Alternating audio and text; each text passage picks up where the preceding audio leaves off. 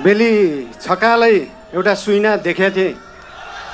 सुदूरपश्चिम बनेको देश बनेको त्यो सपना पुरा गर्ने हो र त्यो पुरा गर्ने पार्टी राष्ट्रिय स्वतन्त्र पार्टी हो। बोहराजी बुझेका छौँ कि नै?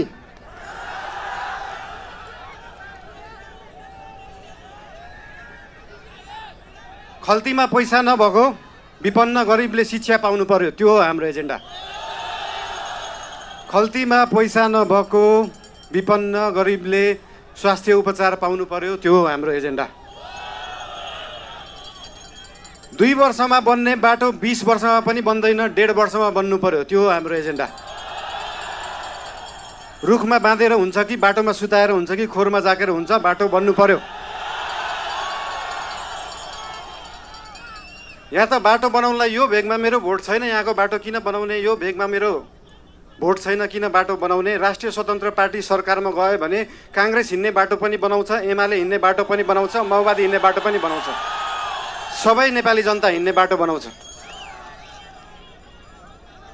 मान्छेले देशलाई स्विजरल्यान्ड बनाउनु पर्छ भन्छन्। स्विजरल्यान्डको बाउ बढी मालिका यहीँ छ, किन बनाउनु पर्यो स्विजरल्यान्ड?